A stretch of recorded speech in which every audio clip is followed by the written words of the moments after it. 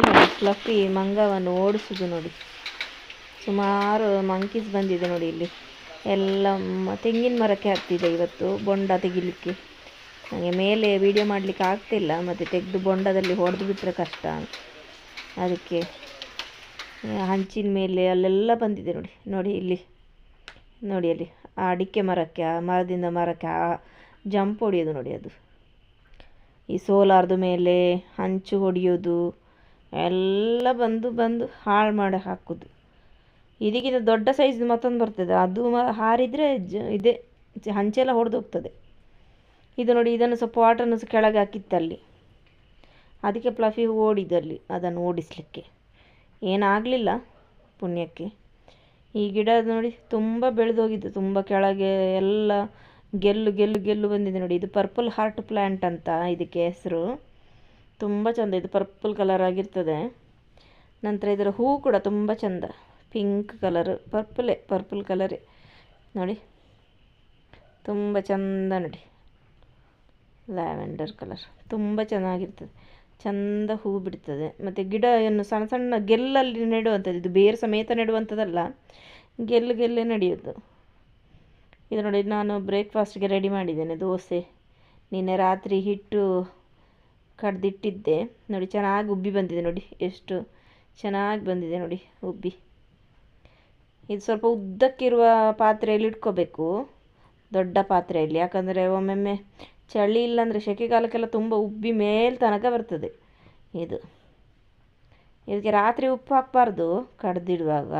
ಈಗ ನಾನು ಬೆಳಿಗ್ಗೆ ನೋಡಿ ದೋಸೆ ಮಾಡಲಿಕ್ಕೆ ಆಗುವಾಗ ಉಪ್ಪು ಹಾಕೋದು ಇದಕ್ಕೆ. ಇದು ಚೆನ್ನಾಗಿ ಕಲಸ್ಬೇಕು, ಮತ್ತು ಇದನ್ನು ಚೆನ್ನಾಗಿ ಬೀಟ್ ಮಾಡಬೇಕು. ಮತ್ತು ಇದಕ್ಕೆ ಸ್ವಲ್ಪ ನೀರು ಆ್ಯಡ್ ಮಾಡಬೇಕು ಅನಿಸುತ್ತೆ, ತುಂಬ ತಿಕ್ಕಾಗಿದೆ ಇದು, ದಪ್ಪ ಇದೆ ತುಂಬ. ಸ್ವಲ್ಪ ನೀರು ಆ್ಯಡ್ ಮಾಡಬೇಕು ನೋಡಿ, ಬಬಲ್ಸ್ ಬರ್ತದೆ ನೋಡಿ ಇದು ಬೀಟ್ ಮಾಡುವಾಗ. ನಂತರ ಇದು ತವ ರೆಡಿ ಮಾಡಿಟ್ಟಿದ್ದೇನೆ ನೋಡಿ, ಬಿಸಿಗಿಟ್ಟಿದ್ದೇನೆ. ಇದೀಗ ದೋಸೆ ಹಾಕಲಿಕ್ಕೆ. ಬೆಳಿಗ್ಗೆ ಸ್ವಲ್ಪ ಪುರ್ಸೊತ್ತಿರೋದಿಲ್ಲ ಜಾಸ್ತಿ ವೀಡಿಯೋ ಮಾಡಲಿಕ್ಕೆಲ್ಲ. ಈ ತವ ಬಿಸಿ ಆದಮೇಲೆ ಇದಕ್ಕೆ ಎಣ್ಣೆ ಹಾಕಿ, ಬಿಸಿ ಆದಮೇಲೆ ಇದಕ್ಕೆ ದೋಸೆ ಹಾಕುವ. ದೋಸೆ ಹಾಕೋದಕ್ಕಿಂತ ಮುಂಚೆ ಒಂದು ಸಲ ಚೆನ್ನಾಗಿ ಒಂದು 3-4 ಸಲ ಕಲಸುವ ನೋಡಿ. ಇಷ್ಟು ಆದರೆ ಸಾಕು. ಸ್ವಲ್ಪ ನೀರು ಆ್ಯಡ್ ಮಾಡಿದ್ದೇನೆ ನಾನೀಗ. ನೀರು ಆ್ಯಡ್ ಮಾಡಿದ ಮೇಲೆ ಸ್ವಲ್ಪ ಇಷ್ಟ ಆಗಿದೆ ನೋಡಿ.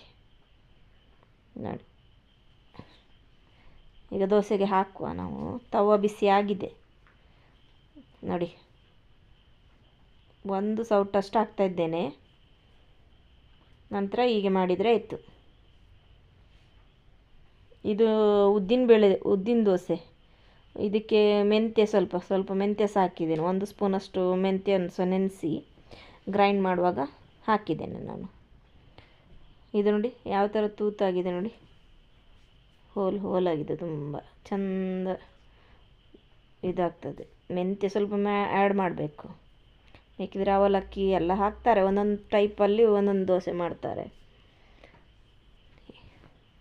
ಓಕೆ, ಇದಕ್ಕೆ ಮತ್ತು ಸಾರಿಗೆ ನಾನು ಪಪ್ಪಾಯ ಮತ್ತು ಹೆಸರು ಕಾಳು ಗಸಿ ಮಾಡಿದ್ದೇನೆ, ಸ್ವಲ್ಪ ದಪ್ಪಕ್ಕೆ ಮಾಡಿ. ತುಂಬ ದಪ್ಪ ಅಲ್ಲ, ತುಂಬ ತೆಳ್ಳಗೆ ಸಹ ಅಲ್ಲ. ದೋಸೆಗೆ ಒಳ್ಳೆ ಆಗ್ತದೆ ಇದು, ಸಾಂಬಾರು ಥರ. ಪಪ್ಪಾಯದು ಗಿಡ ಉಂಟಲ್ಲ, ಅದು ಸಹ ಇನ್ನು ಮಂಗ ತಿನ್ನೋದಕ್ಕಿಂತ ಮುಂಚೆ ನಾವಾದರೂ ತಿಂದು ಖಾಲಿ ಮಾಡುವ ಅಂಥೇಳಿ ಹೀಗೆಲ್ಲ ಪಪ್ಪಾಯದ ರೆಸಿಪಿ ನಮ್ಮ ಮನೆಯಲ್ಲಿ. ಓಕೆ, ಇಲ್ಲಿಗೆ ನಂದು ವ್ಲಾಗನ್ನು ನಿಲ್ಲಿಸ್ತೇನೆ.